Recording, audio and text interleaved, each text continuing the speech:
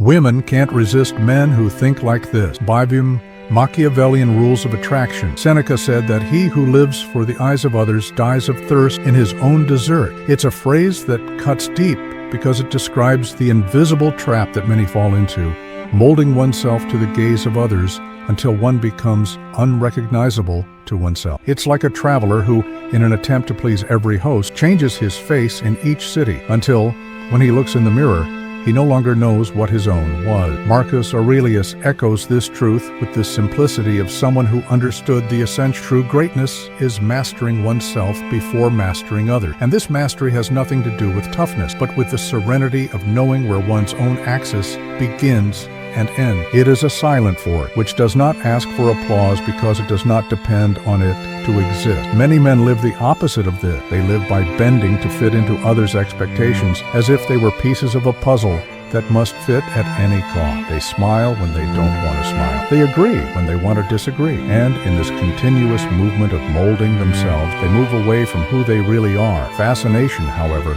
is not born from this effort. It is born when presence is sustained by solid thought and not by calculated gesture. There is something magnetic about someone who doesn't need to prove anything. It's like standing before a mountain. It doesn't move to attract attention, but its immobility, its certainty of place, command respect and naturally attract the eye. So too is the internal posture that we will explore. It's not about manipulation, but about recovery, of reclaiming the space that was given up to insecurity and rising again with the tranquility of one who knows they don't need to chase what is already theirs by essence. These rules are more than strategy. They are a shift in one's acts from the superficial gesture to authentic presence, from the fear of losing to the confidence in remaining. Because in the end, what truly attracts is not the rehearsed shine, but the light that comes from within and doesn't go out when no one is looking. Think like someone who doesn't need to prove anything. The exhaustion of living by trying to convince others of your own worth is a hunger that is never satisfied. It's like running after a horizon that moves away with every step. The recognition that is gained this way doesn't last long, because it is always at the mercy of the next judge, the next comparison, the next trend. He who lives in this pursuit becomes a prisoner of others' gazes, and the cell is invisible, but it suffocates as if it were made of iron. The tree doesn't shout that it's alive. It doesn't put up posters. It doesn't beg for applause. It just flourishes. And in flourishing, it fulfills what it came to do, regardless of who is or isn't watching. This is the thought that sustains a magnetic presence, the silent certainty that one's worth is not measured by the noise one makes, but by the consistency with which one is. In Stoicism, the perception of value is born from self-control, not from exhibition. Epictetus would remind us that nothing is more powerful than remaining faithful to one's own character, even when no one is there to validate it, because what is built internally is unshakable in the face of external storm. It's like iron forged in intense heat. It doesn't need to announce its resistance. It is in the very essence of the material. Thinking like someone who doesn't need to prove anything is not indifferent. It is a conscious choice not to waste energy trying to convince the world of something that the world will eventually perceive for itself. It is to remain like the flame of an oil lamp that burns constantly, not because the wind challenges it, but because its nature is to illuminate. When a man understands this, the weight of pleasing dissolves. His step becomes firmer, his gaze calmer, and his presence begins to speak more than any argument, because nothing is more seductive than the peace of someone who is not for sale. Understand that selective absence is worth more than constant presence. There was a man who was always available, anytime, any place, any request, he was there. At first it seemed like a virtue, but over time he realized that he had become part of the scenery, like a piece of furniture that everyone uses, but no one noticed. His presence had lost its weight, not because he had less value, but because his availability left no room for them to miss. The Machiavellian logic is clear. Rarity increases desire. Total availability dilutes it. It's like water that flows non-stop from an open fountain. At first it quenches, soon it goes unnoticed. In contrast, a sip offered at the right time becomes unforgettable. The same is true of presence. It needs pauses, absences that give form to the encounter. Selective absence is not abandonment. It is strategy. It is choosing where not to be with the same precision with which you choose where to be. It is the warrior who does not fight all battles to have the strength for the war that truly matters. It is the traveler who does not visit all places, so he can know the few he decides to step on deeply. Stoicism teaches us that energy is a limited resource, and using it without discretion is like spending precious coins on things that have no real value. The man who understands this begins to distribute his own present like someone who offers a rare wine in small doses at the right moment, so that each encounter is remembered. When absence is selective, it creates enough silence for the other person to realize how valuable your presence is. And in that interval, interest grows, curiosity blossoms, and the bond strengthens. Because being always available can be a comfort, but being felt in absence is what turns a man into an unforgettable presence. The courage to be an enigma, not an open book. Seducing is not about opening all the doors. It's about leaving some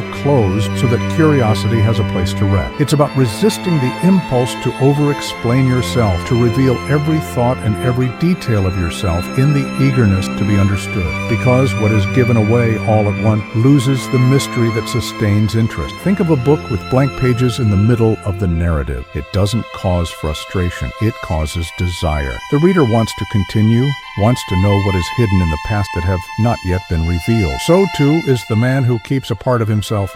He invites discovery without haste, transforms the process of getting to know him into a journey and not into a simple hurried read. Marcus Aurelius said that he who talks too much about himself shows that he has little to offer. It's a harsh but true thought, because when everything is revealed at the beginning, there is no longer any room for imagination, and imagination is the most powerful ally of attraction. The enigma is not about hiding forever, but about revealing at the right pace at the necessary time, without the eagerness to validate oneself through overexposure. There is courage in being an enigma. It takes strength to accept that not everyone will have access to every part of your story. It takes confidence to know that even without revealing everything, your presence will continue to fill the space. This type of fascination is not built with performance, but with consistency. It's like a melody that doesn't give away all the notes at once, but leaves the ear begging for more. Being an enigma is, at its core, a form of self-control. It is consciously choosing what to show and not showing out of need. It is allowing the other person to want to discover,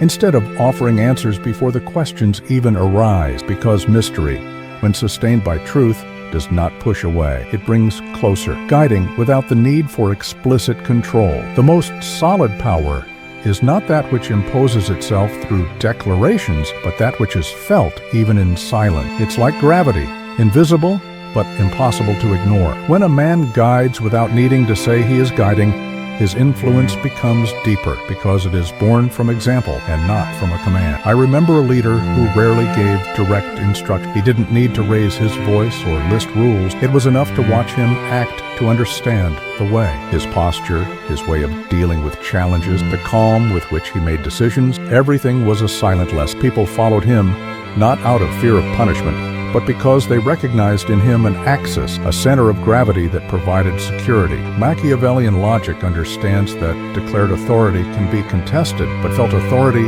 is almost impossible to overthrow. It is the difference between pushing someone in the desired direction and creating a magnetic field that naturally attracts them there. This type of leadership, and present, does not require watching or controlling every step. It inspires movement without forcing. Stoicism also points in this direction. Controlling others is always an illusion, but inspiring by example is real power. It is exchanging the desire for command for the commitment to coherence. It is to understand that your influence is as strong as your ability to live in accordance with what you say. Guiding in this way requires self-confidence and patience to allow the effect to mature. It's like planting a seed knowing that its growth doesn't depend on pulling up the leaves to check the root. Explicit control is anxious, silent power is secure, and in the field of attraction, it is this security that turns into lasting fascination, the value that is born from within. Seneca reminded us that he who is self-sufficient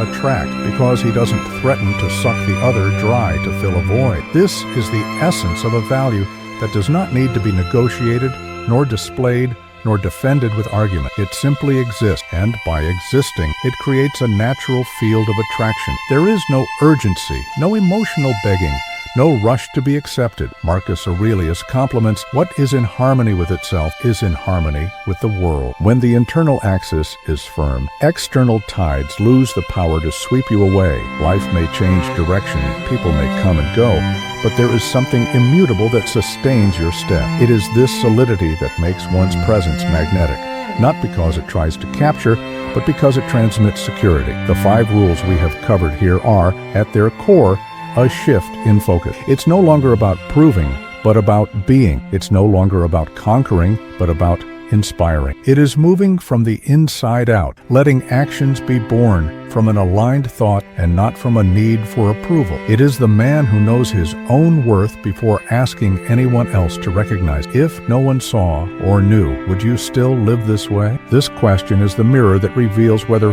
what sustains your posture is real or just an act, because the value that is born from within does not need witnesses to continue to exist. It is like a lighthouse, immobile, silent, but impossible to ignore for those sailing in the dark. And, like the lighthouse, it doesn't move to attract attention. It just remains firm, illuminating the way, reminding everyone that true strength is not noisy, it is constant.